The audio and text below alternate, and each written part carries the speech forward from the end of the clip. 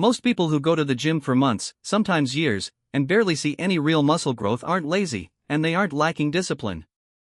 They're missing a handful of specific physiological principles that actually drive muscle growth, principles that don't get explained clearly anywhere, not on fitness forums, not on generic workout apps, and often not even by well-meaning trainers.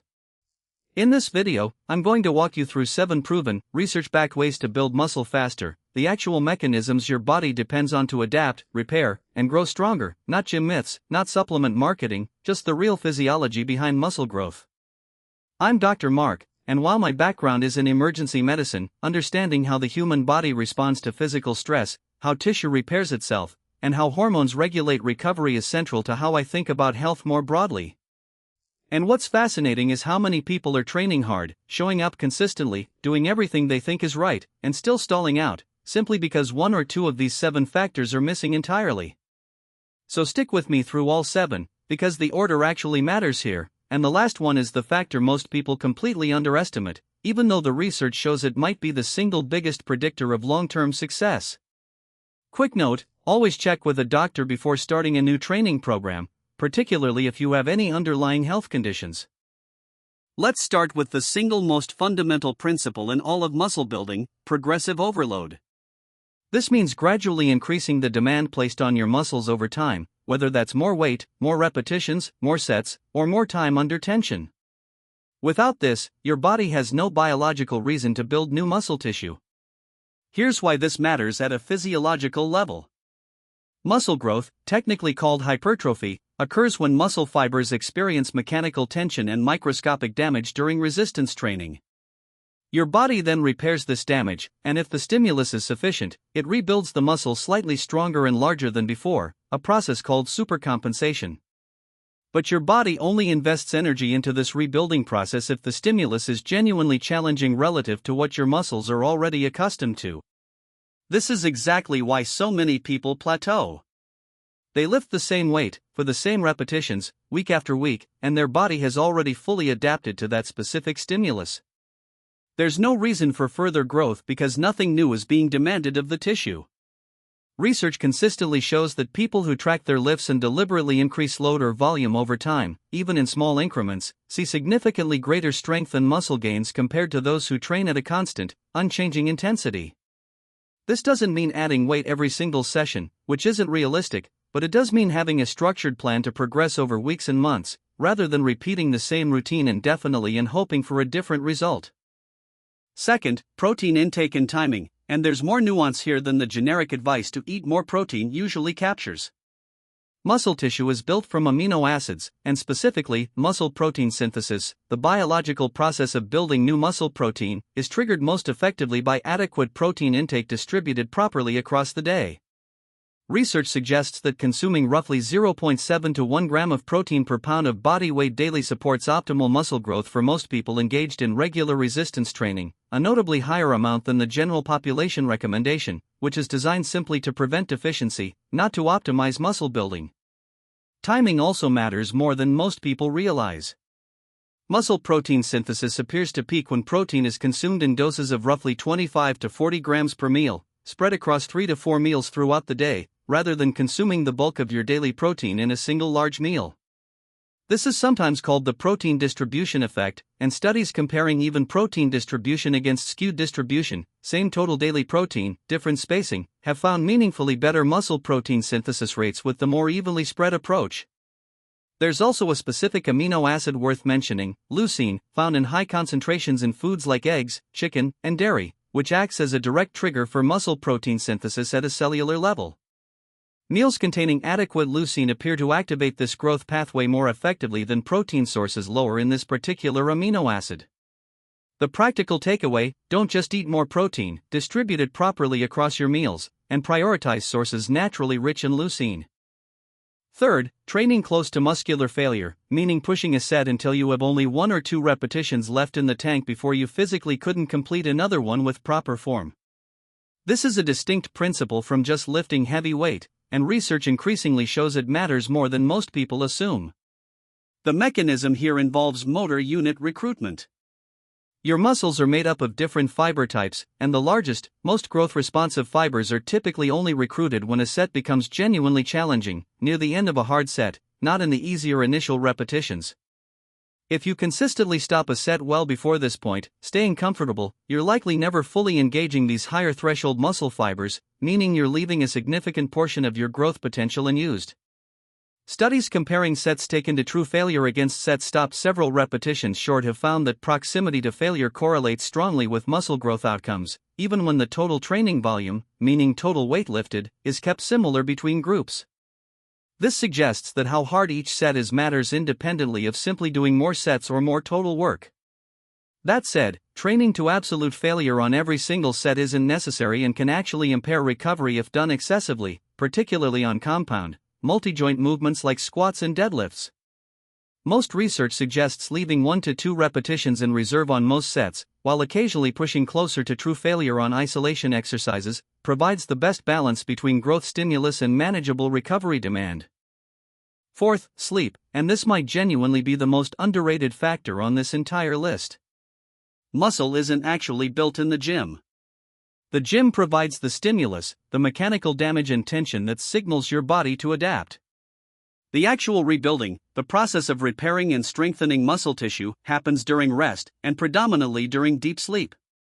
During deep sleep stages, your body releases the majority of its daily growth hormone output, a hormone directly involved in tissue repair and muscle protein synthesis. Studies restricting sleep in otherwise healthy, actively training individuals have found measurably reduced muscle protein synthesis and impaired strength gains compared to those getting adequate sleep, even when training and nutrition were kept identical between groups. Sleep deprivation also elevates cortisol, a stress hormone that, when chronically elevated, promotes muscle tissue breakdown rather than growth.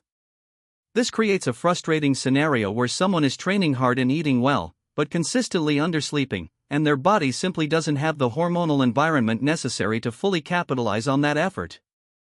There's also a performance angle worth mentioning. Sleep deprivation impairs strength output and coordination during training itself, meaning poor sleep doesn't just limit recovery afterward, it can directly reduce how much weight you're able to lift or how many quality repetitions you can perform in the first place, creating a compounding effect on your progress over time. Aiming for 7 to 9 hours of consistent, quality sleep isn't a nice-to-have alongside your training program, it's arguably as important as the training itself. Fifth, rest days, and the underlying recovery process they support. There's a common misconception that more training automatically equals more muscle growth, but the research tells a more nuanced story. Muscle growth doesn't happen during the workout itself, it happens in the days following, as damaged muscle fibers repair and rebuild stronger than before. Training the same muscle group again before this repair process has meaningfully progressed doesn't accelerate growth, it interrupts it. Studies looking at training frequency have found that allowing 48 to 72 hours between intense training sessions targeting the same muscle group tends to produce better strength and hypertrophy outcomes than training that same muscle daily without adequate recovery. Overtraining, meaning insufficient recovery relative to training volume, has also been associated with elevated cortisol, suppressed testosterone, and in more extreme, chronic cases, actual muscle loss rather than gain, essentially the opposite of the intended outcome.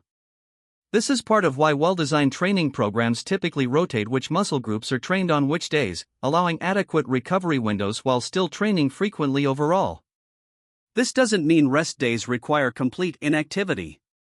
Light movement, walking, or mobility work on rest days appears to support blood flow and recovery without interfering with the repair process, while complete, prolonged inactivity or, conversely, training through inadequate recovery, both tend to undermine long-term progress in different ways. Sixth, hormonal factors, specifically testosterone, growth hormone, and insulin-like growth factor, 3 hormones directly involved in regulating muscle protein synthesis and tissue repair. While genetics play a role in baseline hormone levels, several lifestyle factors meaningfully influence how these hormones function day to day. Resistance training itself, particularly compound movements like squats, deadlifts, and bench press that recruit large amounts of muscle mass simultaneously, has been shown to produce a more favorable acute hormonal response compared to isolation exercises alone, though the long-term muscle-building impact of these acute hormone spikes is still debated among researchers. Chronic stress and poor sleep, as discussed earlier, elevate cortisol, which directly opposes the muscle-building effects of testosterone and growth hormone at a cellular level. This is part of why someone under significant chronic stress may struggle to build muscle despite training and eating appropriately. The hormonal environment itself is working against the process. Adequate dietary fat intake also plays a role here, since testosterone is synthesized from cholesterol. Very low-fat diets have been associated with reduced testosterone levels in some studies, suggesting that extremely restrictive fat intake, often adopted in pursuit of a lean physique, can inadvertently undermine the very hormonal environment needed to build muscle in the first place. Vitamin D deficiency has also been linked to lower testosterone levels in research, and given how common vitamin D deficiency is, particularly in people with limited sun exposure, this is a frequently overlooked factor worth addressing through blood testing if muscle growth has stalled despite consistent training and adequate nutrition. And finally, the factor that ties every other principle on this list together: consistency over an extended period of time. Muscle growth is a slow, gradual biological process. Even under ideal training, nutrition, and recovery conditions, natural muscle gain tends to occur at a rate of roughly half a pound to 2 pounds per month for most people, a rate that's easy to become impatient with in a culture full of unrealistic before and after transformations. Research following long-term trainees consistently shows that adherence, meaning simply showing up and training according to a structured program over months and years, is one of the strongest predictors of eventual muscle growth outcomes, often outweighing minor differences in specific training techniques or exact protein intake numbers between individuals. This is part of why so many people who chase the perfect program, constantly switching routines in search of a faster method, tend to see worse long-term results than those who commit to a reasonably well-designed program and simply stick with it consistently for an extended period, allowing progressive overload to compound over time. The uncomfortable truth is that none of the previous 6 factors we've discussed matter much if they're only applied for a few weeks before switching to something new. Muscle growth rewards patience and consistency far more than it rewards finding some hidden shortcut, and understanding this upfront can prevent a lot of frustration and program hopping down the road. Building muscle faster isn't about finding one secret trick, it's about consistently applying several physiological principles together, progressively challenging your muscles, eating enough properly distributed protein, training close to failure when appropriate, prioritizing sleep, respecting recovery between sessions, supporting your hormonal environment, and staying consistent over months and years rather than weeks. Start simple. Track your lifts and aim to progress gradually. Distribute your protein across 3 to 4 meals daily. Push your sets closer to failure, particularly on isolation exercises. Protect 7 to 9 hours of sleep. Respect rest days between training the same muscle group. And commit to a structured program for the long haul, rather than switching constantly in search of something faster. If you want to understand more about how sleep specifically affects recovery and hormone production in greater depth, I've got a video covering that, link right here. Subscribe for more evidence-based breakdowns just like this one.